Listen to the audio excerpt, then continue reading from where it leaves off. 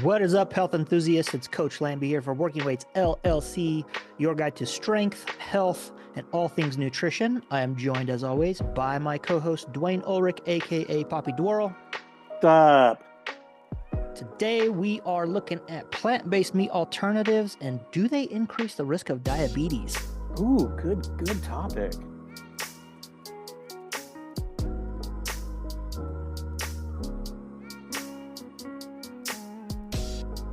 Good topic. Yeah. All right, man. So, before we get into that, we're gonna start a new segment. So you had mentioned like putting in some music or something, and then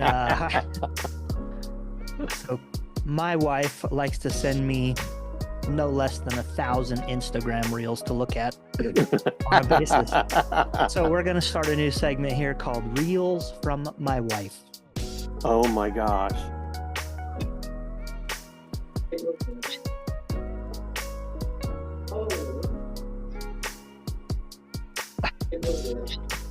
It's funny. Okay. Oh my gosh. Oh, look at his face. Holy cow. And look, she's one-handing it. Oh my gosh. Is she running from the police? It's just women. Look at him. It's just women drivers. Okay, what is this one? He's like, and he doesn't want to say anything. Wait, that post leg day soreness got you like a. Oh, yeah, I know that. I know that one, bro. I trust in God. I trust in. Too good. That's awesome. All That's right. awesome. Let's do. Oh, what is this? Let's see. One more. Wife shares incredibly important information. Husband, I think I got it, but just in case, tell me the whole thing again. I wasn't listening. All right. Touche, wife. That's awesome. That's awesome stuff. Awesome stuff. All right, man. So you ready to talk about these plant-based meat alternatives? Yes, I am. Yes, I am. All right. So this came up in Twitter, the worst of all places. Truth. And man, people were just get my headphones working, sharing this stuff all over. All right, so we got a few headlines here. This is medical news today. Are plant-based meat substitutes really better for the heart than meat options? Uh-oh. Researchers in Singapore has conducted a study comparing the effects on health to those of traditional meats with a specific focus on heart health and diabetes risk. Found no significant heart health benefits over a diet including animal meats. Where? Singapore. All right, another title here. This is the Straits Times. Plant-based meat substitutes might be bad for diabetics. Oh, come on. Eating vegetables, fruits, and nuts is better for your health than eating meat, but not if they've been made into plant-based meat analogs or substitutes. What? Let me see, move this over. We have this one here from pork. That's a weird, okay, whatever. Plant-based meat analogs aren't better for your heart, study says. A new study debunks plant-based meat analog product claims to be healthier for your diet than real meat. So people were sharing those around, man. And one of the big claims to fame was that during this study, the plant-based meat, diet, the participants in that side had higher blood glucose levels than the meat diet. So that's interesting, right? Yeah, I don't know how that works. I mean, Yeah. I don't know how that works. So we're going to look at this study here.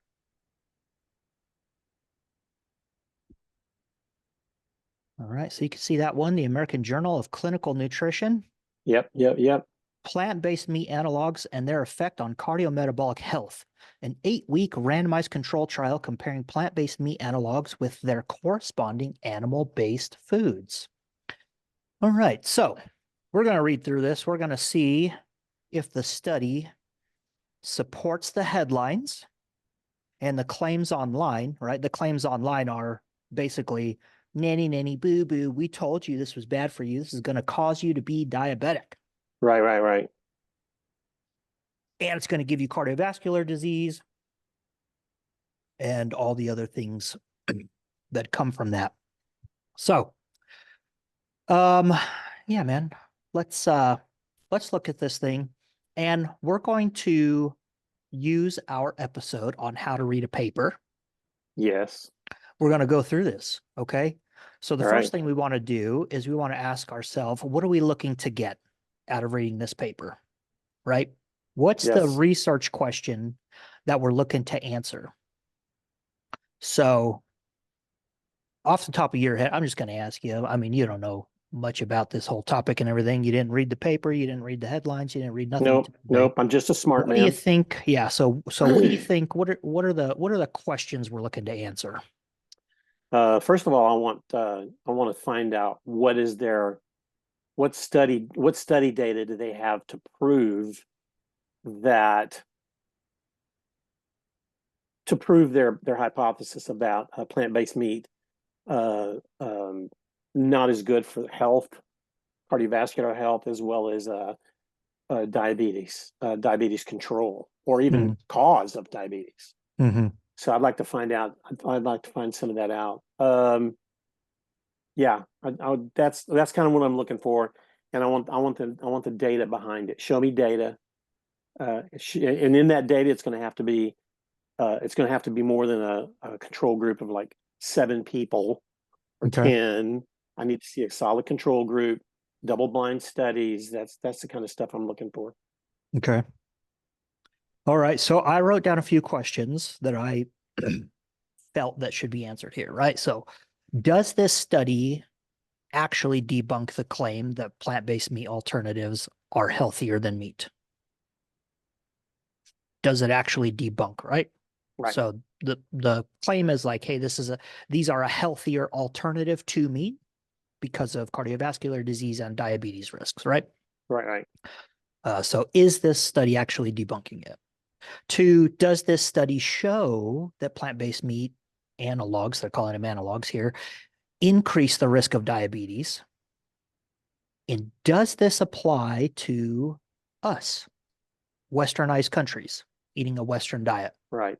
Right? Those are all better questions. I'm not even sure I answered the question Yeah, part, no. but I just told you what I was looking for. Yeah. So yeah, putting you on your spot, I think that what you said kind of falls in line with the questions that I came up with.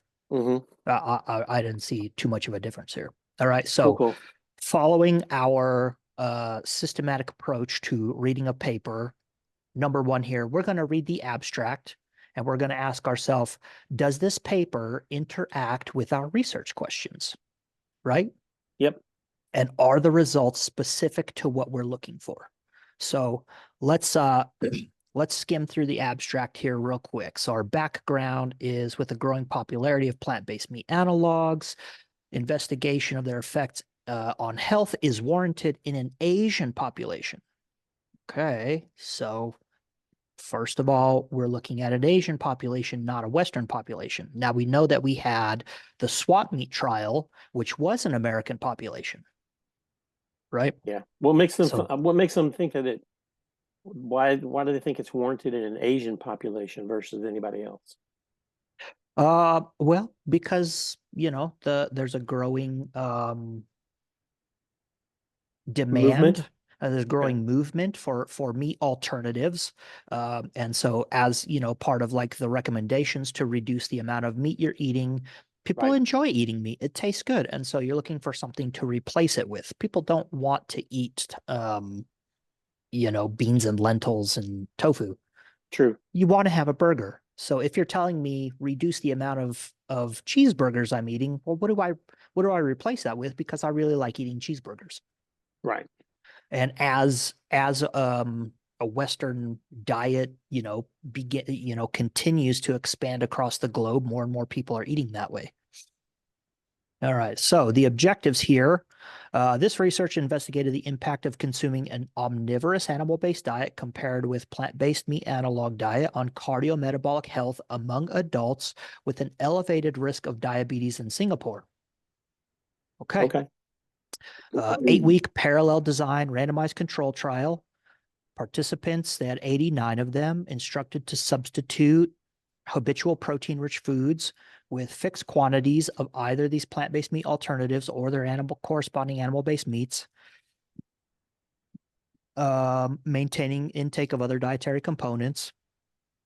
LDL density, LDL lipoprotein, cholesterol was the primary outcome, had several secondary outcomes. To include a 14-day continuous glucose monitoring. Okay, so this is looking at cardiometabolic health effects. We're looking at cardiovascular risk factors, CVD risk factors, LDL cholesterol, and we're also looking at diabetes risk factors. So wearing a 14-day continuous glucose monitor. Okay, so we are meeting some of the criteria that we're looking for to answer our Absolutely. questions. Right? Absolutely. Yeah. And then we have a bunch of results. We're going to go over all of that. And then our conclusions. An 8-week plant-based meat analog diet did not show widespread cardiometabolic health benefits compared with a corresponding meat-based diet. Nutritional quality is a key factor to be considered for next generation plant-based meat analogs. Okay, so just going reading over the abstract. Does this answer our research questions? Most of them, right?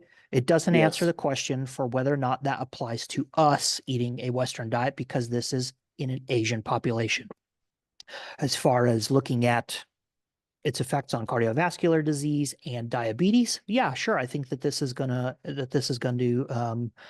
be specific to what we're looking for. All right. So next step, we want to get an idea of the layout, right? So where are the methods? Where are the results? Where are the tables and graphs? So let's we'll roll through here. So we have an introduction. Here we have methods. We have our participants. We have our study design, assessing dietary compliance. We have our outcomes, serologic assays. We have information on the continuous glucose monitoring. Blood pressure, we can see that blood pressure is something they looked at in this. Power calculation and statistical analysis. We have our results section here. And up here, I missed it. We have table 1. Table 1 looks like, they're comparing the animal-based diet and the plant-based diet. So you got chicken breast, beef mince, burger patty. So they did like a direct, if you have real chicken breast, then you're getting a plant-based chicken breast. If you have a burger, you're getting a plant-based burger. So we can see that all of that looks pretty good. And then as far as like matching for protein and stuff, they did a pretty good job there, right? Right. We have a table 2 here. This looks like baseline characteristics. We have our flow chart on how the trial was designed and run. More results. We got a table 3. We've got table 4. More results. Table 5. We've got a table 6. Here's our discussion. All right. This is a continuous glucose monitor chart. Sorry. All right. And pretty long discussion section here. And then our last paragraph here is our conclusion, all of our references, acknowledgements, authors, conflicts of interest, blah, blah, blah. All right. So we kind of have a good idea of the layout, where things are at, right? Right. All right. So now we're going to skim our hotspots. So we're going to go to the last paragraph in our introduction and try to find our main hypothesis. All right. So we know that our introduction was right here. And the last paragraph starts here. But I've already gone through this. And the hypothesis right here in the last sentence, we hypothesize that dietary substitutions of animal-based meats with plant-based meat analogs will positively influence cardiometabolic health and lower the risk associated with non-communicable diseases such as CVD and type 2 diabetes mellitus. Okay. We have a hypothesis, right? Clearly Got it. defined hypothesis. Good. We want to skim and see our participant characteristics in the methods section. Yep. All right. So here's our participants, and we want to see in accordance inclusion and exclusion criteria. We can see that participants are Chinese, males and females. We have a whole bunch of stuff here. All right. So we can see that, yes, we have participant characteristics. They seem to be pretty well laid out. Our main results. Okay. So we're looking for our primary outcome. So let's find our results section. All right. So results. And participants is first. We can see we have laboratory nutritional profiling of intervention foods. So they actually did laboratory analysis on these foods, right? So that's going to be interesting to know. Dietary compliance. Okay, so they assess dietary compliance. Cardiometabolic health outcomes. Outcomes of interest. There you go. There we go. All right. So we have primary outcome of interest is LDL cholesterol, and then we have a bunch of secondary outcomes. All right. Our figures, graphs, and charts. We already rolled through those. We kind of know where they are, right? Mhm. Okay. So far, our episode on how to do this was kind of long, but going through the process, we can actually see this process of our kind of asking ourselves, what do we want to get from this? Asking a few questions, looking at the layout, skimming these hot spots, right? That didn't take very long to do. Right? Yes. And by doing that and taking this short period of time, we can see that this is a pretty good study to read, and it's probably worth our time to read it. Yes. All right. So Yep. now we're going to get into our questions. So if you remember, we would take and split a piece of paper into quadrants, into fourths, and we basically have 4 questions that we're looking to answer. So 1, what is the main hypothesis? 2, what are the participants' characteristics? And we're looking for sample size. We're looking for the setting and the duration. 3, what are our primary outcomes? And 4, what are the results? All right. So 1, what is the main hypothesis? So we're going to go back up here in the main hypothesis, and we have it read there, right? And so good thing to do is to try and put this into your own words. So in my own words, the main hypothesis here is that during this trial, substituting animal-based meats for plant-based meat analogs will result in positive effects on cardiometabolic health and lower the risk for CVD and type 2 diabetes. Think that's fair? Yes, absolutely. All right. So now we want to get into what are our participant characteristics. All right. So we're going to go down to our participants here and reading through this first paragraph here, they have basically laid out how they went about gathering participants. And also they have a semi-quantitative food frequency questionnaire, which is reference 18. Okay. So as part of the thing where we might read this a second time or a third time, we might go and read that food frequency questionnaire and see how it's validated, take a look at what the questions they asked, right? Does this apply to just an Asian population? Does it apply to an American population, Western diet populations, right? So that's something to look into. All right, so who are our participants? Okay, so these are ethnically Chinese males and females, aged between 30 and 70 years old. So that's within the range of people that we really want to be looking at, right? Right. They were without diabetes, but with raised blood glucose. Okay, so first indication here towards do these plant-based meat alternatives increase risk for diabetes? Our participants are already at a higher risk of diabetes. Right? Yep. Okay. And so notably raised blood glucose concentrations within these ranges here, and they have them laid out, have been described to provide improved predictive discrimination of risk especially among Asians who have a genetic predisposition to metabolic disease. So already we can see that we're dealing with a bit of selection bias. They are selecting specifically for participants of an Asian population who are genetically predispositioned to be at a higher risk for type 2 diabetes. Okay. Participants are non-vegan, non-vegetarian, which is, kind of good because there may be some ethical considerations in there.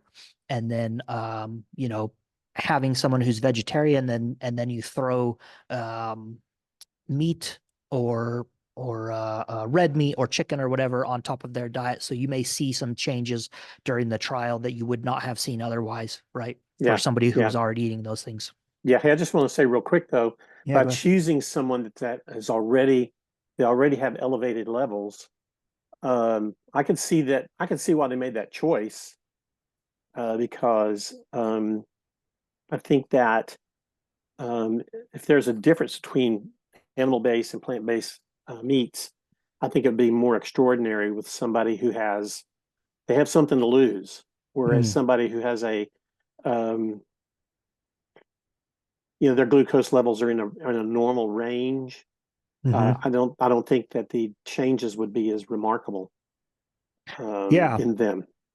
Yeah. And that's getting into like, So I'm okay with them choosing those people. yeah. So it answers a specific question, right? If Right. you're Asian, Right. and you're genetically predispositioned Right. to have a higher risk of diabetes, Mhm. and you have elevated blood glucose, Right. what then does that, right? So we can already start to see that. Let's say that this does show that these plant-based meat alternatives increase the risk of a diabetes for these people. We can already see that we're looking at a very, very specific subset of the global population. Absolutely. Right? Absolutely. Yep. Yep. So this, you're not going to be able to take those results and extrapolate that to people who have normal blood glucose. So diabetes would be diagnosed by one of three things: a fasting blood glucose level over, I think it's 125, a OGTT result, which is you drink your glucose drink, and then 2 hours later you check your blood glucose. If it's over 140 at 2 hours, that's a diagnosis for diabetes. Or an HbA1c, Right. 2 times in a row over 6.5, 6.7, I think. Yeah. 6 point. Right. Yeah. Yeah. So Yeah. so people who do not, who pass all of those tests, you're not going to be able to extrapolate these results to those people because the study isn't being done in those people.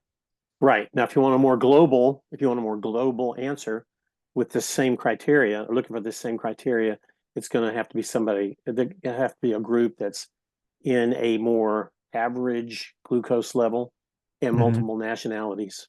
Right. Yeah, So you'd have to redo the test. pretty much. Did you like Which would be the swap meat trial? True, and which is exactly the swap meat trial. Also, to just check out the exclusion criteria, I like that also. Yeah, so I think it's exclusion important. criteria, these people were non-smokers, they were not obese, they did not have a change of body weight plus or minus 5% in the past 3 months, they did not have a history of bariatric surgery. Right. Yeah, a whole bunch of stuff.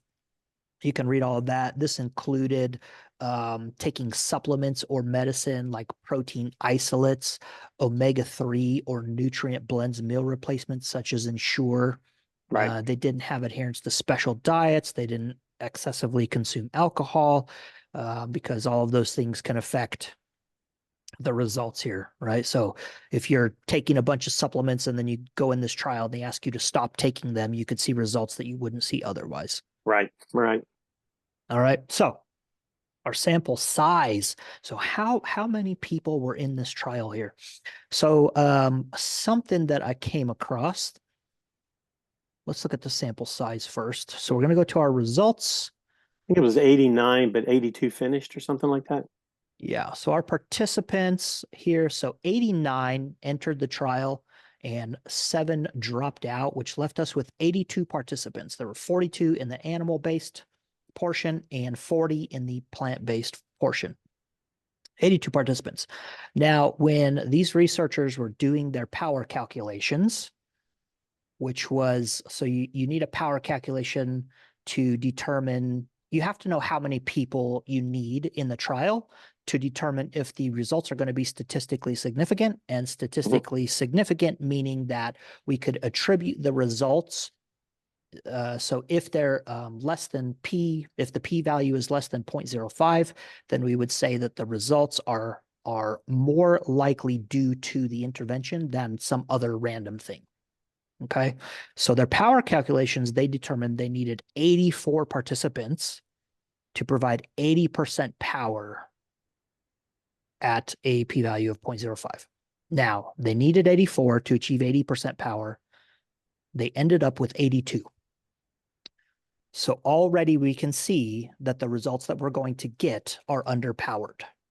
Right. So our confidence in the p-values is going to be lower. Right. Okay. All right. So what is the setting? So reading through this thing, you guys will have access to this.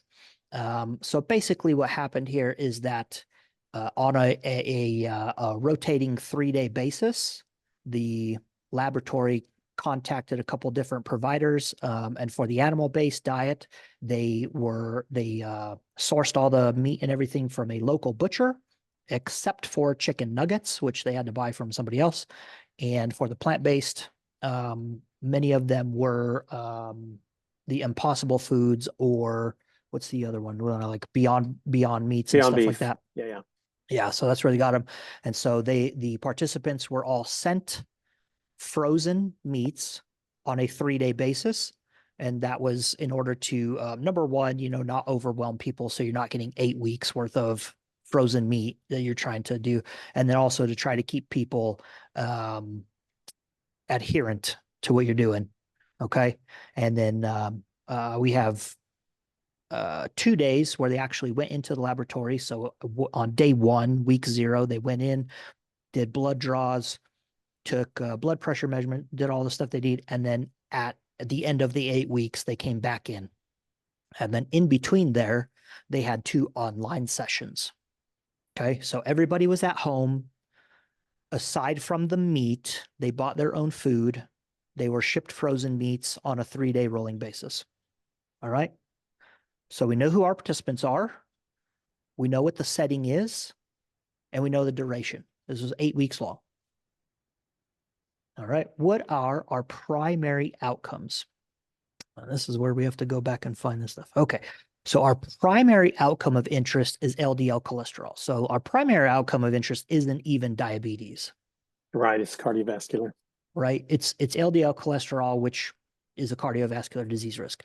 Now we have secondary outcomes, and that's a 14-day continuous glucose monitoring of glucose concentrations, cardiometabolic health-related risk factors, and I'm reading this in the purple section here, such as fasting glucose, fructosamine, and insulin values.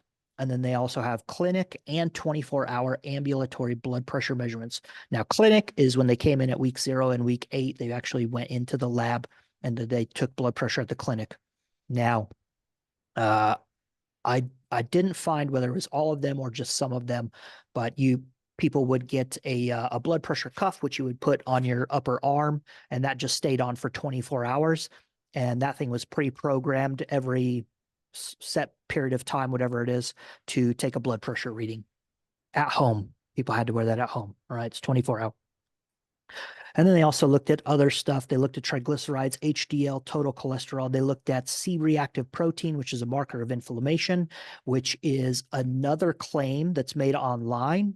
These plant-based meat alternatives, which include seed oils and all this stuff, increases inflammation. C-reactive protein is a direct marker of inflammation, right? They have all kinds of additional outcomes here.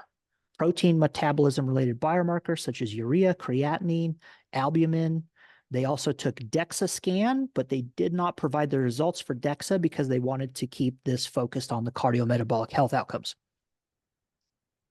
All right, now, what are our results? This is where we're going to find out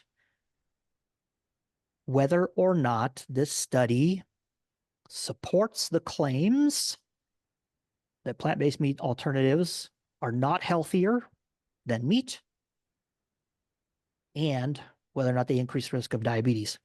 So let's get down. We can read the results. We could read all that, but we're just going to get right into our tables and our charts because that's where the details are. So our baseline characteristics, if we were to look at that, pretty darn evenly matched. And when we look at randomization, so you mentioned being double blind. You couldn't really double blind this trial because like I get it. I get it. No, I get it. Yeah. I get it. Yeah, I get it. Yeah. So people were aware, but I don't think knowing that you were getting a Beyond Burger is going to change whether or not your LDL increases or decreases, right? No, yeah, no, I get it. I Don't get need it. to. So pretty evenly matched baseline interventions. And when they did the randomization, they included for covariates things like sex and age and a couple different things so that those covariates would be randomly distributed between both groups, and you end up with a really, really good randomization here. So at baseline, both groups pretty darn evenly matched. There are a few differences though. So getting down into our first table here. So this is basically the diet, and you have the animal-based on the left here, week 0, week 8, plant-based, week 0, week 8. And looking at a few things, you can see that in the animal-based group, calories went up a little bit, about 100 calories. Plant-based stayed relatively the same. Protein went up in both groups, but it was higher in the animal-based group, right? Total fat, pretty evenly matched. Saturated fat, pretty much evenly matched. Trans fat was significantly higher in the animal-based group. Yep. All right. And it increased from baseline, whereas the plant-based decreased from baseline. Now, recommendations on trans fat are to stay below 4 grams per day. So they're, that amount of trans fat still fine. Unsaturated fats, those are pretty much the same. Dietary cholesterol decreased in both groups, but much more in the plant-based group. And that makes sense because plants don't have cholesterol in them, right? Right. Carbohydrates quite a bit higher in the plant-based group at week 8. Sugars relatively the same. Fiber quite higher in the plant-based group. Sodium quite higher in the plant-based group. And potassium quite higher in the plant-based group. Now, the sodium thing here is interesting because when we look at the swap meat trial and its effects on blood pressure, we saw that there really wasn't any difference. And that was because people were salting their meat. When you cook the meat, you salt it. Now, this trial is in an Asian population, and our sodium recommendations are to stay under 2,300 milligrams, which in the animal-based group, they did a pretty good job of doing. But in the plant-based group, they went above that, right? They're over 3,000 milligrams. Right. So we can see here that there's probably a difference in the way the Asian population is preparing their animal meats versus a Western population as far as adding salt to it. So that may be a reason why there could be discrepancies between the swap meat trial and this trial. Table 4, we're getting into our blood markers. All right, so this is where we're going to see stuff. Now, these are all reported in millimoles, which is the rest of the world. And next to them, I've converted those into freedom units. And we're just going to go through stuff. But total cholesterol between the two groups, not any different. LDL cholesterol between the two groups at week 8, not any different. HDL triglycerides, total cholesterol to HDL cholesterol ratio, systolic blood pressure, and diastolic blood pressure, no difference between the two groups, right? And so as far as why don't we see differences between these two groups, if we scroll back up here to what they were eating, saturated fat wasn't any different between the two groups, and unsaturated fats weren't different between the two groups, right?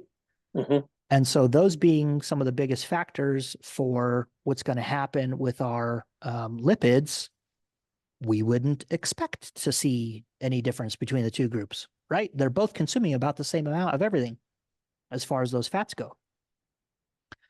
Now, as far as so this is the same thing as you would get if you went to the doctor and you got a blood test, right? And when you get your results from your blood test, we know that there are ranges, right? Normal range, optimal range, above range, under range. Right. So where do these participants stand in the range, right? So there really wasn't too much of a change in a lot of these things, but we want to see. So I went through and I found these ranges for Asian populations. Okay. So total cholesterol, they're both above range. They're borderline high on their total cholesterol. LDL cholesterol, they're considered high. Yeah. HDL cholesterol, they're within range there. Triglycerides, they're within range. And for the total cholesterol HDL ratio, all right, less than 3.5 is ideal. And they're both right at there that at the cutoff. edge. Right at there at the cutoff. All right. Now coming down to blood pressure, everybody has fantastic blood pressure in these groups. So, Yeah. not something to be too concerned about there. Our C-reactive protein. Now, remember, the criticisms for plant-based meat alternatives, plant-based foods, seed oils, all that stuff is that they increase inflammation. And so looking at the animal-based diet here, they started out at 0.6.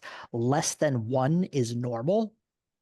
So they are in the normal range. Now they increased to 0.9. Yeah. Markers of inflammation in the animal-based group increased, right? And that's approaching outside the normal range there, still within normal. Our plant-based group, they started out just a little bit higher, but they actually decreased. So the notion that these plant-based meat alternatives increase inflammation can be put to bed right here, right? At least for this specific trial, for these specific people, this population. Absolutely. Plant-based meat decreased inflammation. The animal-based meats increased inflammation. And then they have the Framingham 10-year cardiovascular risk, and that's where we did that before. We went online, and you can go to the calculators and stuff. So they're at 6.5 to 6.2%, pretty low risk. Now our plant-based group, they started out higher. They're about 7.7. And they actually, so this one, their risk increased just a little bit in the animal-based group, and the plant-based group, their risk decreased just a little bit. Okay. So blood pressures, everybody's got about the same. Something that did happen here, so this nocturnal dip, so this is when you go to sleep and there's a dip in your blood pressure. And so if there is a dip in your blood pressure, that's generally associated with better health outcomes. So we did see an increase in that nocturnal dip in the animal-based group.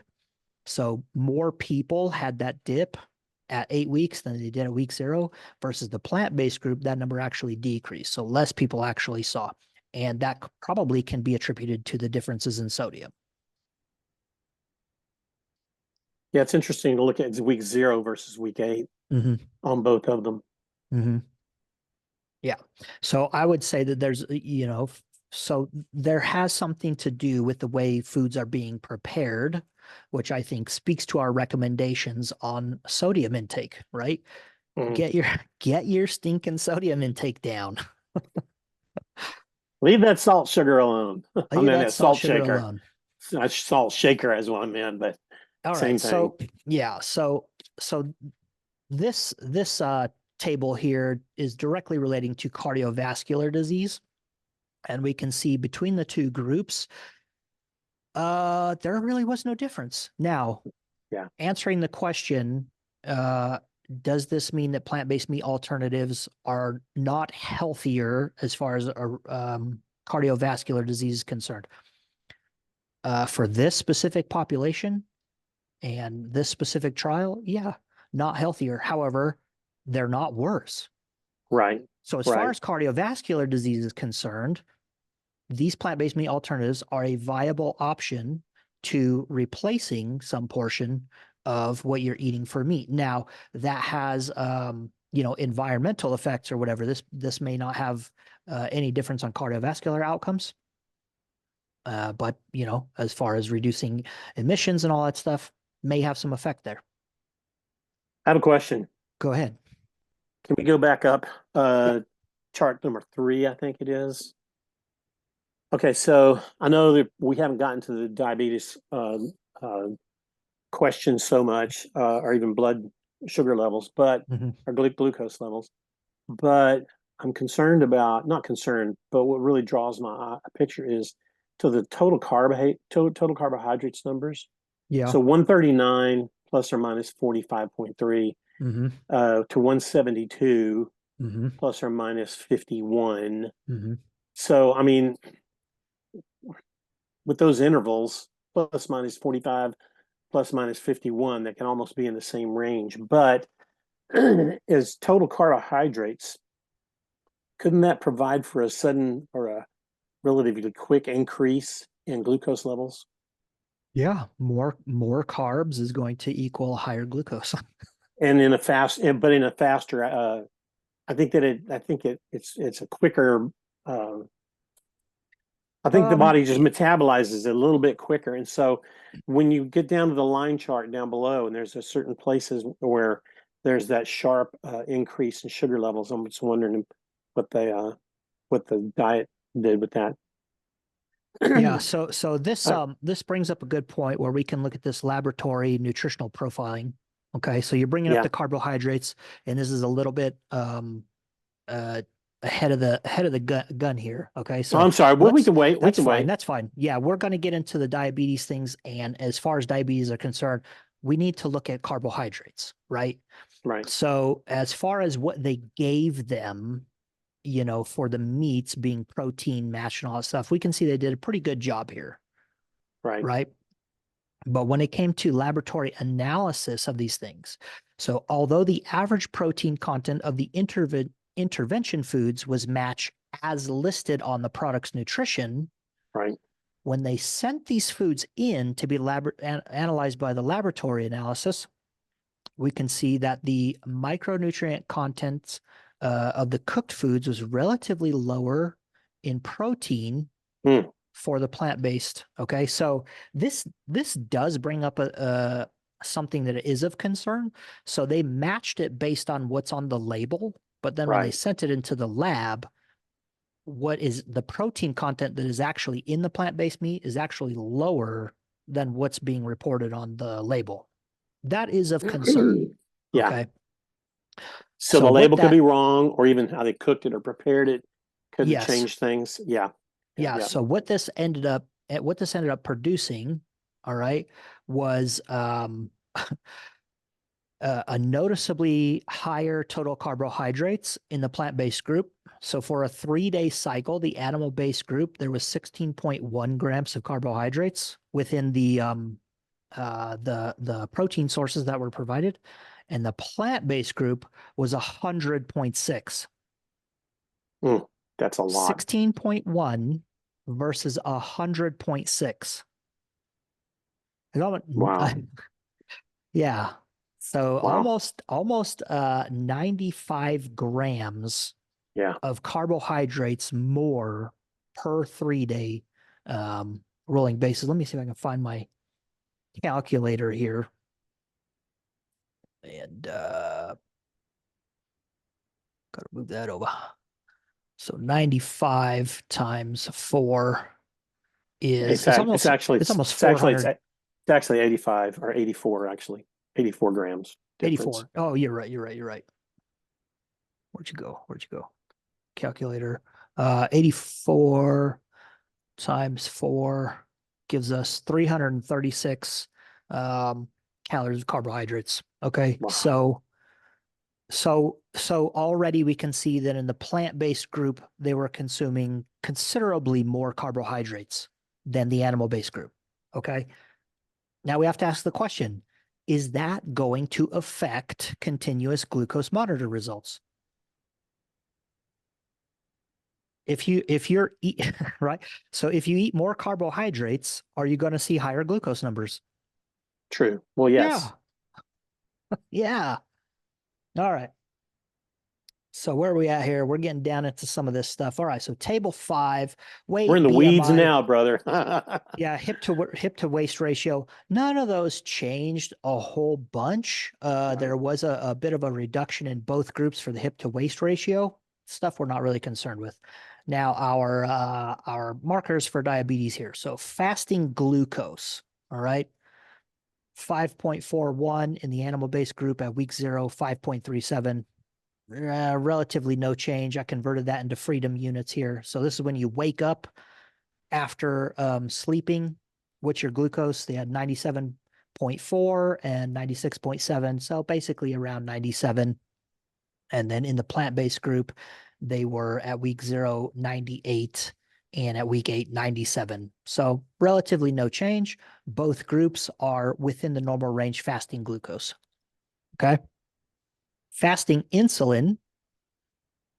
So this is when you wake up in the morning in a fasted state after sleeping, how much insulin is your body producing? So a 6.86 at week 0 in the animal-based group here, 7.17, so a small increase during this Yeah. period, right? And Yeah. 7.39 in the plant-based group to 7.6. And but both of these guys, so fasting insulin between 3 and 8 is optimal. Both groups are in the optimal range, right? So we see Absolutely. a small increase for both groups. Both groups are in the optimal range, though. Fasting fructosamine, 190 to 285 is normal. Both groups, right? Little bit of drop here in the animal-based group, but relatively the same. Same thing over here in the plant-based group. Small drop, but relatively unchanged. Both groups are within the normal range. Okay, so as far as those things go, did anybody change their risk category? No. No, Everyone's in no, the normal range not for at all. those markers. All Yeah. right. Yeah. HOMA IR now. How HOMA IR is a measurement of insulin resistance. This is a marker of diabetes, right? If your insulin resistance goes up, your diabetes is progressing. If your insulin resistance goes down, your diabetes is getting better.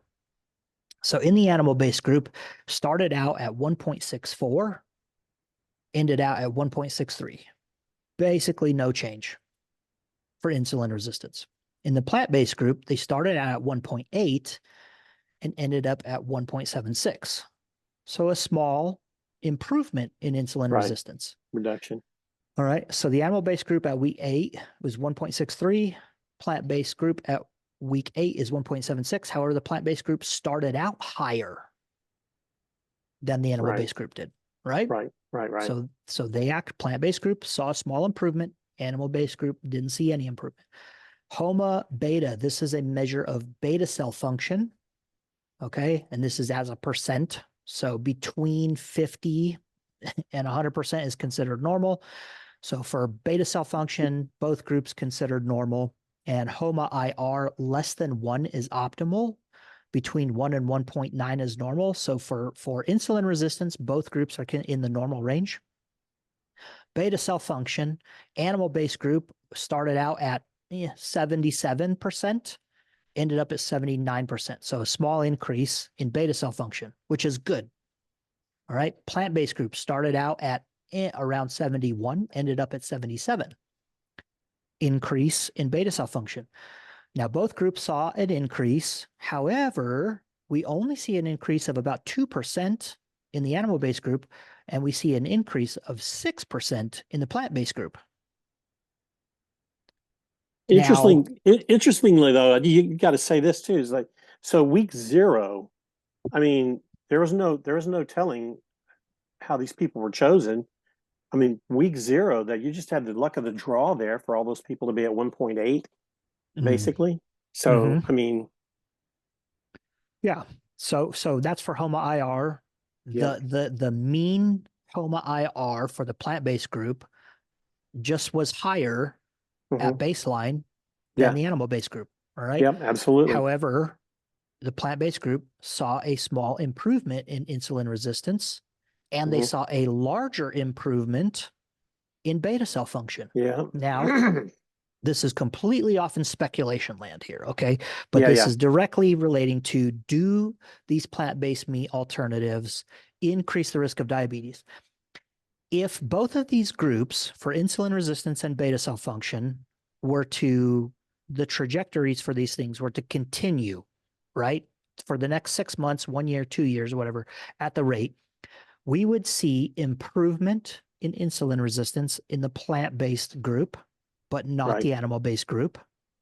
And beta cell function would increase at a higher rate in the plant-based group than Right. the animal-based group.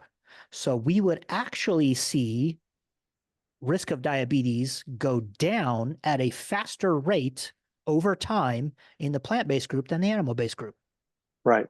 Absolutely. Now that's purely speculative here, right? And that's contingent on these trajectories just being in a straight line. Okay, but as far as table 5 goes, does does table 5 show that plant-based meat alternatives increase the risk of diabetes compared to animal-based meats? The answer is no. Nope. Nope. Nope. Right? We actually see a little bit of better results as far as Yep. diabetes is concerned. All right, so let's get down into our CGM, and this is what everybody was really concerned with. CGMs are all the rage. Man, if you just wear a CGM, you're gonna know how to fix your diabetes. That's a continuous glucose monitor, people. Continuous glucose monitor. That's the thing everybody has on the back of their arm. Okay. And that measures, that's not measuring the glucose concentration of your blood. So it's not the same thing as when you prick your finger.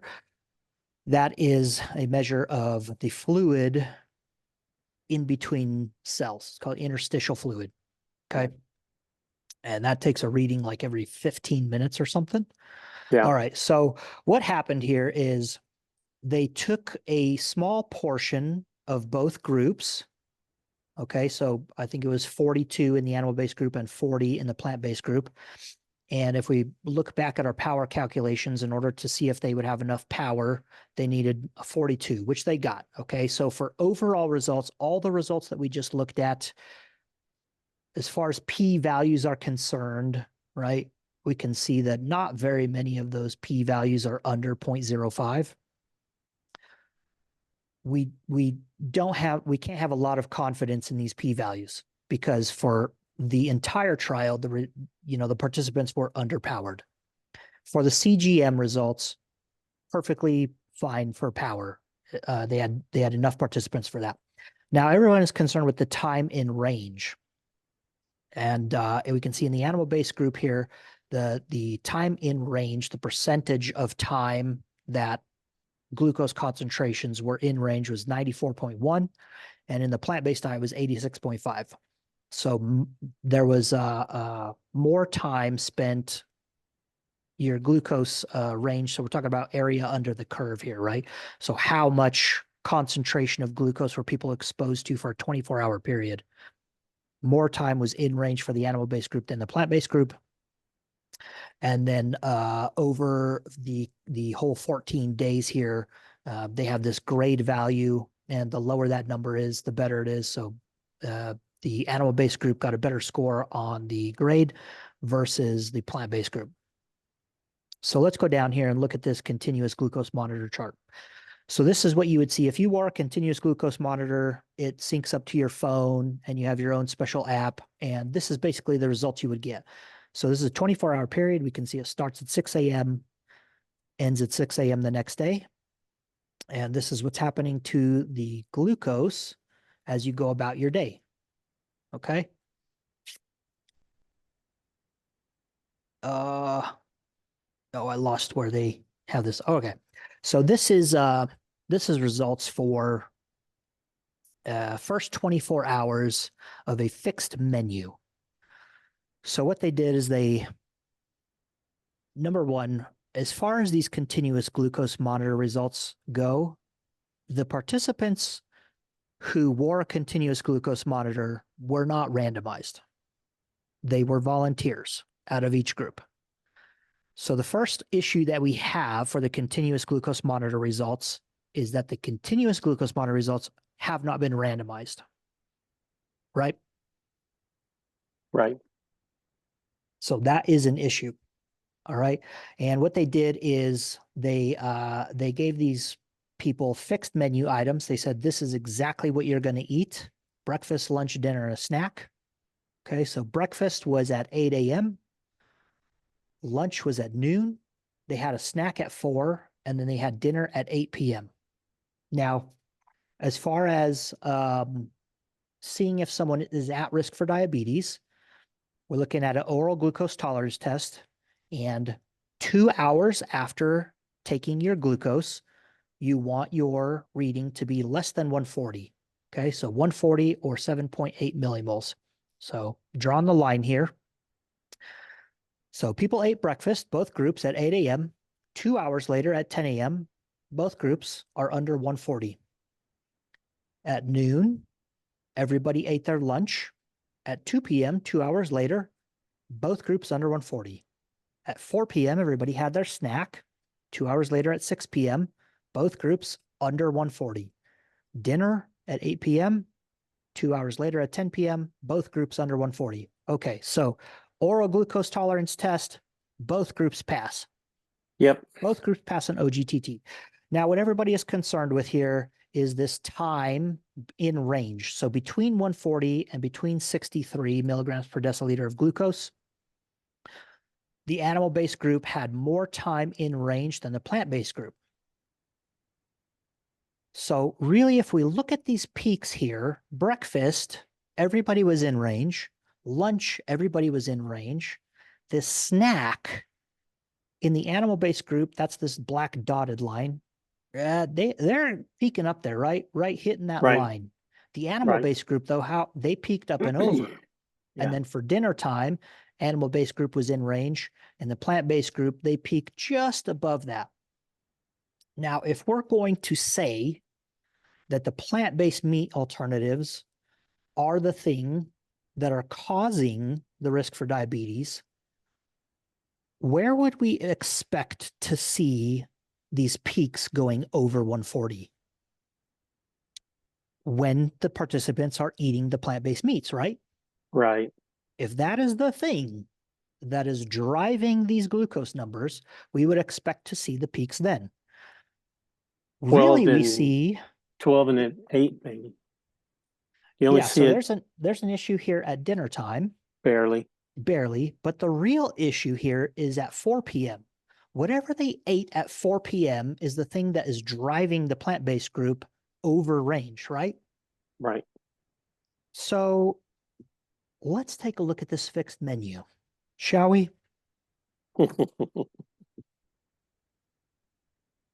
I think somewhere in there I read the snack stuff. I can't remember where it was. Yeah, they laid out how they did it, but we're gonna Yeah, look yeah, at the yeah. chart here. And so this is remember the Mm-hmm. laboratory analysis Mm-hmm. on the meats. This Right. is where all those numbers are. And then we get into our 3-day full feeding fixed menu. So at breakfast, everybody ate instant rice, chicken chunks, instant rice and chicken chunks for breakfast, right? Mm-hmm. So you either had real chicken or you had plant-based meat chicken. And energy, so total calories, carbohydrates, all that stuff. All right, for lunch, you had a hamburger bun, a sausage, and a cracker.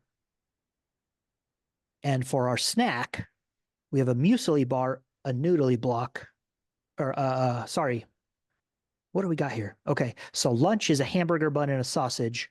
The snack is actually a cracker and a muesli bar, and dinner is a noodle block and beef mince.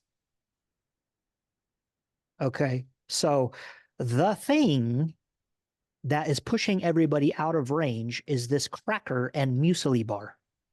A muesli bar is basically oats and raisins and stuff. It's not a plant-based meat alternative, right? So breakfast we had chicken chunks, lunch we have sausages. Dinner, we have the beef mince, and you can see that that's just repeated here. And then interestingly that, you know, for Asian population, they're just choosing rice or noodles, right, as the carbohydrate source. So the Right. thing, so for this first 24-hour period, let me see if I can, let me do it this way. Let me just share the whole screen. I didn't see any other snacks on day 2 and 3. Yeah, day 2 and 3 didn't have a snack. Only day 1 had a snack. And it's interesting that the thing that we're reporting as time in range is for day 1, which included this snack. Okay. Mm-hmm. So the snack is the thing that pushed everybody over the limit. And then we know on laboratory analysis that the plant-based meat alternatives had less protein in them and more carbohydrates. So the plant-based group overall is seeing more carbohydrates and less protein in the morning, which is going to be reflective of glucose control for this basically just 100% carbohydrate snack, right? So our snack, carbohydrates 41, protein 22, right? Compared to the amount of protein we had before. And the protein they're listing is what's listed on the package, not actually what they were consuming protein. So as far as these glucose monitor results go, we would expect to see these glucose results. This isn't Right. anything surprising, No, not at all. right? And Yep. if we were to actually take the laboratory analysis and say, okay, let's take what the laboratory is telling us the protein and carbohydrates are, and let's reduce some of the carbohydrates from the rice and increase the chicken chunks in the plant-based group so that we're getting an even number of protein between breakfast and lunch. And then, you know, let's get rid of Okay. this snack. What happens on these days without a snack? Well, Right? hold on a second. I just looked down below and said on day 1 snack, it says identical snacks were consumed daily during the 3-day full feeding period. What does that mean? That they did have snacks? Identical snacks were consumed daily during the 3-day full feeding period. Well, then that would mean that they had the snack, Yeah, which yeah. would just be a cracker and a muesli bar, even Right, though they're right. not reporting it here. So Yeah, that's weird. weird. All right. But the snack is the thing driving everyone over, It is. Absolutely. not the Yep. plant-based meat alternatives. Right. Absolutely. All right. And then as far as the entire 14-day continuous glucose monitoring results go, let me see if I can find it. There were no significant differences were found in other glycemic control for the full feeding period. All right. Right. So let me get back to our things here. All right. So does this study debunk the claims that plant-based meats are healthier than animal-based meats? I don't think it debunks that. We can see that for an Asian population, Yeah. you know, they're not any healthier, but they're also not worse for your health. So it actually debunks the claims that plant-based meat are less healthy than animal-based meats. Right. Absolutely. Right? Absolutely. Does this study show that plant-based meat alternatives increase the risk of diabetes? No, No. not even for people who are at a higher risk of diabetes. Right. It doesn't. It actually, I can make the case that it's probably better for them than the animal-based, right? Yeah. So Yeah. does this apply to us in a Western country eating a Western diet? Absolutely not. Nope. Absolutely not. All right. So that is that. Yeah, as far as plant-based meat analogs or alternatives, whichever one you call them, they are a viable alternative. All right. Especially we look at the swap meat trial, and that is more applicable to us in Western countries. They may have a slight health benefit. Overall, we can probably say they are on par with animal meats as far as cardiovascular disease, blood pressure, diabetes risk, all that stuff. They're on par, right? Yeah. They may Yeah. even have a slight benefit for those things. Yeah. So don't think that, if you're looking to reduce your intake of red meats and stuff, that these plant-based alternatives are not a viable option. They still are perfectly fine. So that is that. Headline titles, online claims, debunked, put to bed. Yeah. By the way, so for those of you that are just listening instead of watching us, pretty much every time I say, yep, I had already been shaking my head yes. So I just want to debunk the theory out there that I'm just a yes man, because I'm not. But yeah, I completely agree with what Coach said. I was already nodding my head. I did have some concerns about the carbohydrate numbers, but in the end, they weren't really a factor. So yeah, they weren't really a factor. And I think if you were to take that snack out of the continuous, or just replace it with something higher in protein and lower in carbohydrates, there'd be virtually no difference. There would be no difference. There would be virtually no difference. Right. Yeah. Right. So, all right. I hope some minds were blown. Good deal. Hope you guys get something out of this. And we will see you guys next week. Stop listening to people online. Coach Lambie and Dwayne out. Out.